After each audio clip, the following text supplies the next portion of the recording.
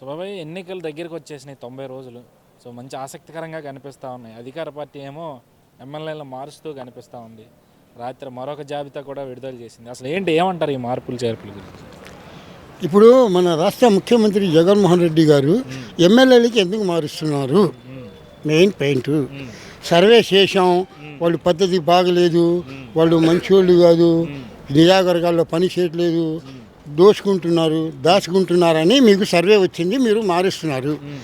మళ్ళీ వీళ్ళ మీద మీకు అనుమానం ఉండి వీళ్ళు గెలవరని చెప్పి మీకు అనుమానం ఉండి మారుస్తప్పుడు ఇక్కడ నుంచి తీసుకుని వేరే చోట వేసేది ఏముంది? ఇక్కడ నుంచి వేరే చోట ఇన్ఛార్జ్ చేస్తే ఇక్కడ చల్లని రూపాయి అక్కడెక్కడ చెల్లిద్ది? ఇక్కడ మీకు నమ్మకం లేదు, ప్రజలకి నమ్మకం లేదు. స్థానికుడు వాడికే ఈ స్థానికులు వేయకపోతే వేరే నియోజకవర్గాల్లో మీకు ఎవరు వేస్తారు ఓటు? మీరు చెప్తున్నారు మీరందరికీ నా ముఖం చూసి ఓటేశారు, నేను ఎమ్మెల్యే చేపించాను, నేను మంత్రి చేశానని మీరు చెప్తున్నారు. మీ ముఖం చూసి వేసే ఓట్లు రోజులు పోయినాయి. ఆ రోజుల్లో మీ ముఖం కూడా చూడలేదు, మీ నాన్నగారి ముఖం చూసి మీకు ఓటు వేశారు. మీరు ఓట్లో ముఖ్యమంత్రి అయ్యారు. మీరు 16 నెలలు జైల్లో ఉంటే షర్మిల మీ పార్టీని కాపాడింది. 16 నెలలు షర్మిలని చూసి మీరు రాజశేఖర రెడ్డి కొడుకు అని చెప్పి మీకు ఓట్లు వేశారు, ముఖ్యమంత్రి చేశారు. పోలే తండ్రి లేని బిడ్డ అని. మీరేం చేశారు? ముఖ్యమంత్రి అయ్యి ప్రజలకు ఏం చేశారు? మీరు ఏం చేశారు? పథకాలు అంటున్నారు. ఆ పథకాలు అందరు ఇచ్చే పథకాలే. వీళ్ళతో అది చేస్తున్నారు. అమ్మఒడి 15 ఫస్ట్ ఇచ్చారు, తర్వాత 13 చేశారు. మొన్న పోయిన సంవత్సరం 9 ఇచ్చారు. చేయుత బట్టన్నకి 3 నెలలు. ఈ రోజు వరకు చేయుత ఎవరికి రాలేదు. అన్ని పథకాలు ఇస్తున్నారు, బటన్లు నొక్కుతున్నారు, శంకుస్థాపనలు చేస్తున్నారు, కానీ పనులు అవట్లేదు కదా. ఏం డెవలప్మెంట్ చేశారు మీరు?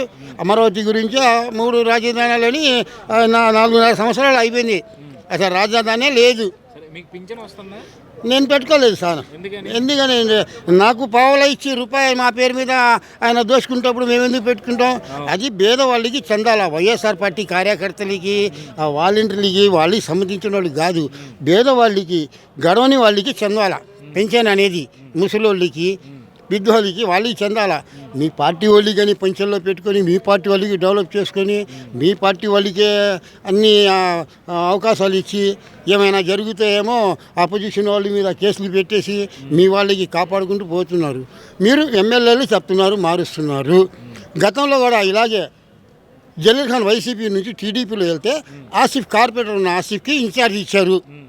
పాప ఆయన బాగానే చేసుకుంటున్నాడు ఇన్ఛార్జు. ఎల్లంపల్లి వచ్చాడు, ఎల్లంపల్లి వస్తే ఆసిఫ్ని తీసేసి ఎల్లంపల్లిని ఇన్ఛార్జ్ ఇచ్చారు. సీట్ కూడా ఎల్లంపల్లికి ఇచ్చారు. ఇప్పుడేమో ఎల్లంపల్లికి తీసేసి విష్ణు నియోజకవర్గంలో సెంట్రల్లో పంపితే ఇక్కడ ఆసిఫ్ ఎవరు దిక్కు లేదు. ఏ దిక్కు లేని వాడికి అక్క ముగ్గురు దిక్కులాగా ఆసిఫ్కి మళ్ళీ ఇచ్చారు, ఇన్ఛార్జ్గా ఇచ్చారు. సీట్ కన్ఫర్మ్ లేదు. ఇన్ఛార్జ్ మీకు 100 రోజులు టైం ఉంది. ఈ 100 రోజుల్లో మీరు మళ్ళీ మార్చేయవచ్చు. మీ ఇష్టం, మీ చేతిలో ఉంది. ఎలక్షన్ల ముందు మైనారిటీ ఓట్లను దండుకోవడానికి మాత్రమే ఈ డ్రామాలు. మీ దళితులు ఉన్నారు, దళితులకి మీరు ఏం చేశారు? ఎంతమంది కేసులు పెట్టి ఎంతమంది జైల్లో ఉన్నారు? ఎంతమందిని మీరు చంపలేదు? ఎస్సీ ఎస్టీలు నా వాళ్ళు, మైనార్టీ నా వాళ్ళు అన్నారు. ఏంటి మీరు అవసరానికి వాడుకుంటానికి చూసుకుంటున్నారే తప్ప మీకు పక్కా నమ్మకం వచ్చేసింది మీరు ఓడిపోతారు, గెలవరు. ఏ రోజు మీరు చంద్రబాబుకి అరెస్ట్ చేయించారో ఆ రోజే మీ జీవితం నాశనం అయిపోయింది, మీ పార్టీ ఖండం అయిపోయింది. అంతే. మీరు ఎంతమందికి మార్చినా ఏం చేసినా దాకా ప్రతిపక్షాలన్నీ గోలబెట్టినాయి. ఎస్టీల మీద బీసీల మీద మైనార్టీల మీద అధికార పార్టీ విపరీతమైన దాడులు చేస్తూ ఉంది, వాళ్ళ మోసం చేస్తూ ఉంది అని. నిన్నటి వరకు అధికార పార్టీలో ఉన్న దళిత మంత్రులు కానీ ఎమ్మెల్యేలు కానీ నిన్నటి వరకు మాట్లాడాలి. ఈరోజు వాళ్ళ సీట్లు పోయేసరికి ఎస్సీలకి జగన్మోహన్ రెడ్డి అన్యాయం చేస్తున్నాడని చెప్పి ఈరోజు వాళ్ళ గొంతు విప్పడం అనేదాన్ని ఎట్లా చూస్తారు? ఏమండి, ఇప్పటి వరకు ముఖ్యమంత్రి అయినప్పటి నుంచి ఇప్పటి వరకు ఏ ఎమ్మెల్యేకైనా ఏ మంత్రికైనా ఇంట్లో పిలిచి మాట్లాడారా? ఎవరైనా మాట్లాడారా? ఈయన సొంతంగా ఈయన పనులు ఈయన చేసుకుంటున్నాడే కానీ పేరుకే వీళ్ళు మంత్రులు, ఎమ్మెల్యేలు ఈ నియోజకవర్గంలోనే అక్కడ పార్టీ ఆఫీసులో తాడపల్లి ప్యాలెస్లో ఏం లేదు వీళ్ళకి. వాళ్ళని చెప్పినట్టు జగన్మోహన్ రెడ్డి వీళ్ళు వినాలా? లేదంటే ఇలాగే పంపించేస్తుంటాడు. పొండ్రా బాబు అని. బాబు మెయిన్ వాళ్ళని వీళ్ళు కాదు, ముందు నువ్వు వెళ్ళిపోరా బాబు, దరిద్రం పోతుంది రాష్ట్రానికి, రాష్ట్రం బాగుపడుద్ది. ఆ కొడాల నాని, బూతుల నాని, ఆ గుట్కా నానిని కూడా ఎక్కడైనా పంపించా బాబు. పేరునైనా నాని పంపించేశావు. చాలామందిని నిన్ను నమ్ముకున్న వాళ్ళు అందరూ దూరం అయిపోయారు. షర్మిల ఏమో తెలంగాణలో పార్టీ పెడితే దాన్ని ఏమో ఒక సినిమా చేయించేసావు. ఆంధ్రాలో కాంగ్రెస్ వాళ్ళు మళ్ళీ షర్మిలని పిలుస్తున్నారు. ఈరోజు షర్మిల ఢిల్లీకి వెళ్ళిద్ది, రేపు పార్టీ పగ్గాలు తీసుకుని వస్తుంది. కాంగ్రెస్లో చేరడం వల్ల ఎవరికి నష్టం అంటారు? వీడికే నష్టం, ఎవరికి? జగన్కే నష్టం. ఎందుకని, ఏ విధంగా అంటారు? ఏ విధంగా నష్టం అంటారు? ఏ విధంగా నష్టం ఏంటి సార్? ఇప్పుడు జగన్ దగ్గర ఉన్న వాళ్ళు వైసీపీ పార్టీలో వెళ్ళిన వాళ్ళందరూ కాంగ్రెస్ పార్టీ వాళ్ళే. కాంగ్రెస్ పార్టీ వాళ్ళే జగన్ పార్టీలో వెళ్ళారు. కాంగ్రెస్కి లేదు సినిమా అని. మళ్ళీ కాంగ్రెస్ పుంజుకుంటుంది, షర్మిల వస్తుంది. అప్పుడు బాబాయ్ బాబు అని పంపింది కదా, ఇప్పుడు బాబాయ్ జగన్ అని పంపుద్ది.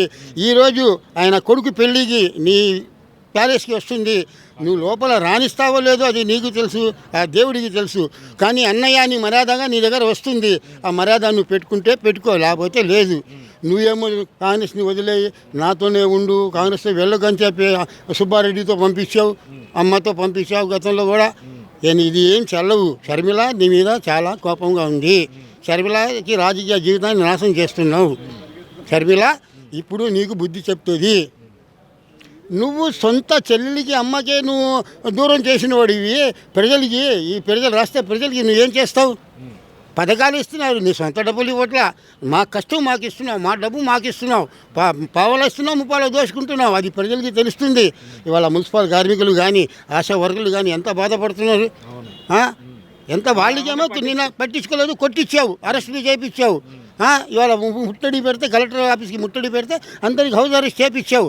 రేపు ఇస్తారా? వాళ్ళే చెప్తున్నారుగా రేపు నీకు పట్టణ నొక్కుతామని.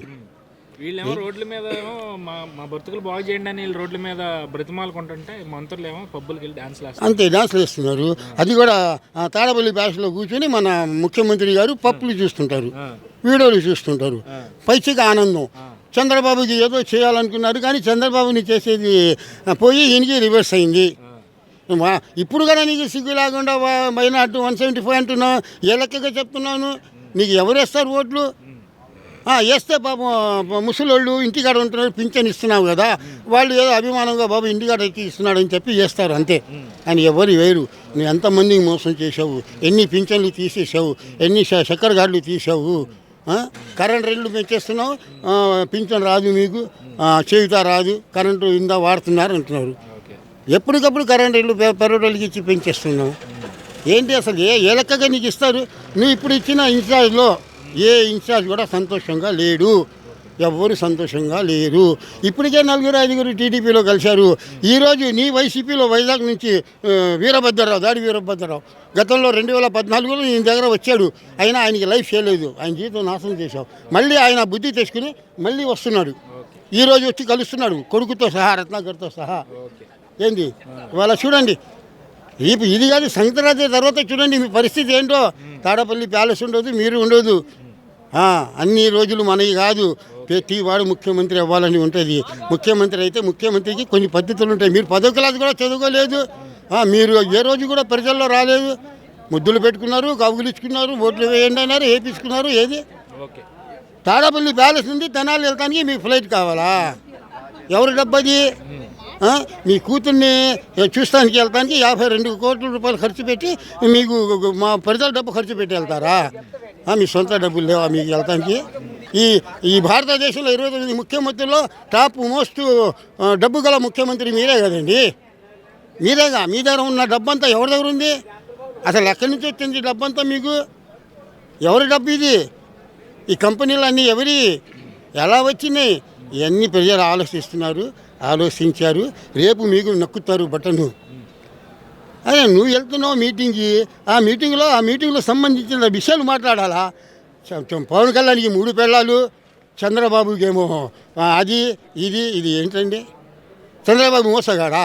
చంద్రబాబు వైట్ పేపర్ ఒక మచ్చ లేదు చంద్రబాబుకి. మొన్న అరెస్ట్ చేసినప్పుడు చంద్రబాబు విలువ ఏంటో మీకు తెలిసింది, చంద్రబాబు కూడా తెలిసింది. 70 దేశాలు చంద్రబాబు కోసం పోరాడారు. చంద్రబాబు ఒక మంచి పని చేశాడు. నాకు అరెస్ట్ చేస్తారా లేకపోతే ఏం చేస్తారో తెలియదు.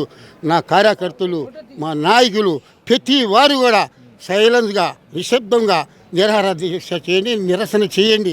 గొడవలు చేయవద్దు. మిమ్మల్ని కేసులు పెట్టి మీకు సీట్లు లేకుండా మీ జీవితాన్ని నాశనం చేస్తాడని ముందే హెచ్చరించారు. కాబట్టి ఇవాళ ప్రశాంతంగా ఉన్నారు తెలుగుదేశం కార్యకర్తలు కానీ నాయకులు కానీ. నీ వేసిన స్కెచ్ అదే మారిపోయింది, తేడా వచ్చేసింది. అది నీకే రివర్స్ అయింది. నీ వాళ్ళు నిన్ను ఊస్తున్నారు, అది చూసుకోముందు. చంద్రబాబు పవన్ కళ్యాణ్ కాదు. మీనా చెప్తుంది, మీనాకి 3 పెళ్ళిళ్ళు అవ్వలేదా? ఇప్పుడు రోజా ఎగిరావు, నీకే సీట్ లేదుగా. నీ వల్లే నీకు ఇస్తున్నారుగా పైనుంచి రామచందర్ రెడ్డి. ఎవరికి ఇస్తున్నారు? Okay okay. ఆ? ఏమండి, ఏదైనా గుర్తుపట్టుకోండి, అన్ని రోజులు మాది కాదు. అన్ని రోజులు కుక్కకి గాడిదకు కూడా ఒక రోజు వస్తుంది. రేపు రాండి, రేపు 24లో చూడండి ఎవరు ఎలాంటి వాడో తెలుస్తుంది. పేదవాళ్ళకి ధనికులకి పోటీ అంట. ధనికులు ఎవరు, పేదవాళ్ళు ఎవరు? ధనికులు ఎవరు తెలియదా రాష్ట్రంలో? ఎవరికి తెలియదా? ఏమండి, చంద్రబాబు వైట్ పేపర్, మచ్చలేని మనగాడు, ఏ కేసులు లేవు, ఎవడు పెట్టలేడు కేసు. పెట్టినా మొన్న చూశారు కదా ఏమైందో, అదే అవుద్ది. ఓకే అండి. ఓకే. రేపు కాబోయే ముఖ్యమంత్రి 2024 చంద్రబాబే. ఓకే. చంద్రబాబు 100% గ్యారంటీ చెప్తున్నానుగా.